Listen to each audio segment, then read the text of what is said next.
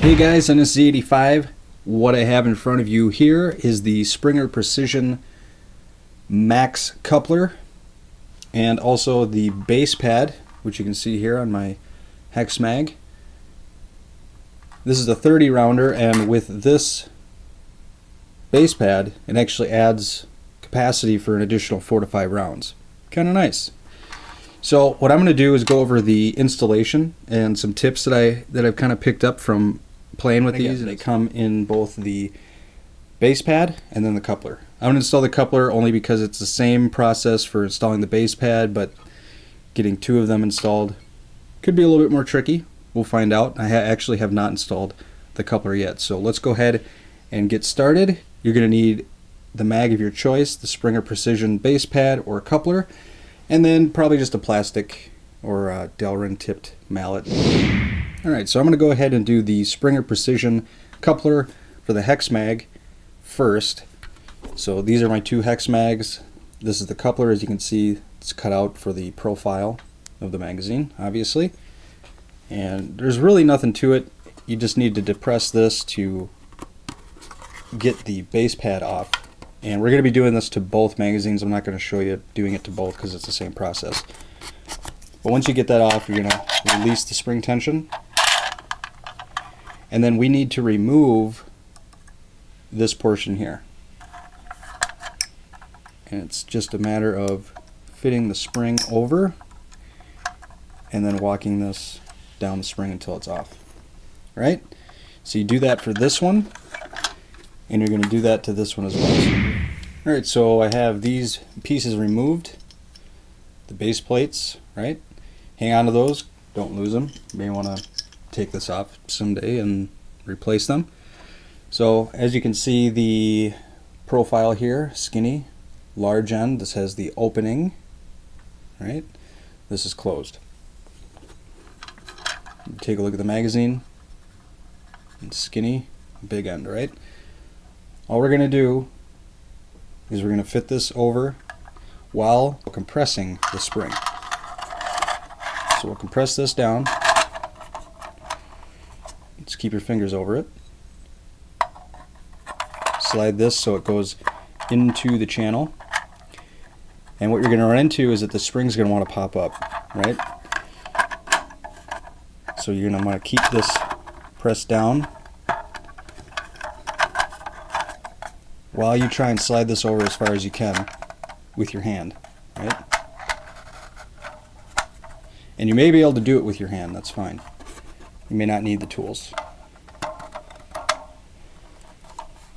And this is where it'll stick you to, is the end of the spring will want to pop up. Just push it down. I have this Delrin rod, and I'm just going to compress it from about the second coil in and push it just enough until that edge of that spring is off. Okay, so that's about as far as I can get it with my hands. So now I'm just going to tap the rest into place using the plastic end.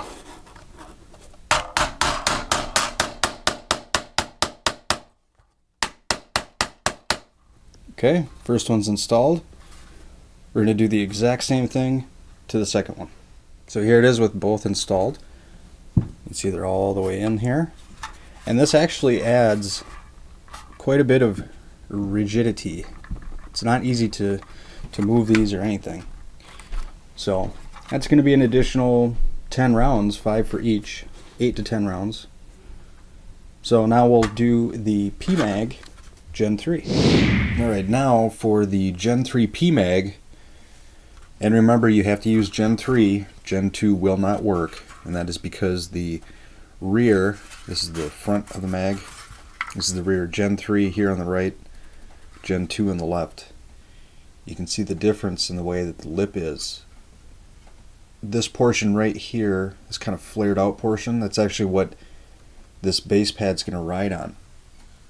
And I want to show you real quick, oftentimes with the PMAG, you'll see the way that this looks, and you want this curved portion to actually be at the front of the magazine, and that is actually incorrect. this is installed incorrectly. Notice how it looks back here. So I figured that I would actually also show you how to remove this if you happen to put it on the wrong way, and then how to install it the correct way. Here's how you take one of these off. You do need some type of plastic or Delrin tipped mallet, I guess. And you're going to pound it off, and it does take a little bit of oomph to get it off. And you're going to see that it binds up on the spring. And you know what? From what I can tell, that's just going to happen. Just continue to pound it off until it comes off.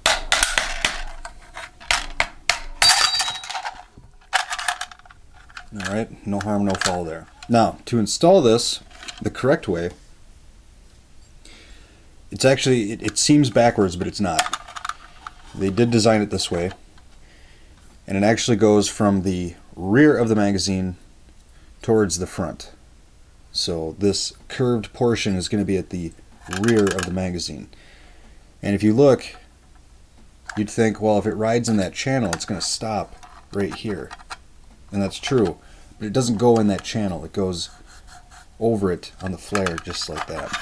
So you compress the spring and then go over the flared portion like so. Get it started.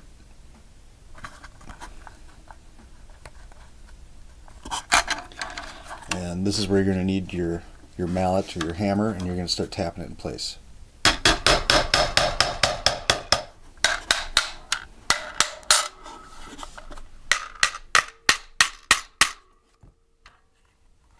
And there we are. You'll know if you have the PMAG Springer Precision base pad installed correctly if there's no openings or lips right here. It should be just like that.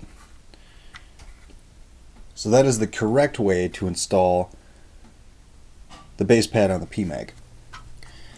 And it's the same for the Hexmag, as you can see here, and then, like we covered, the coupler as well.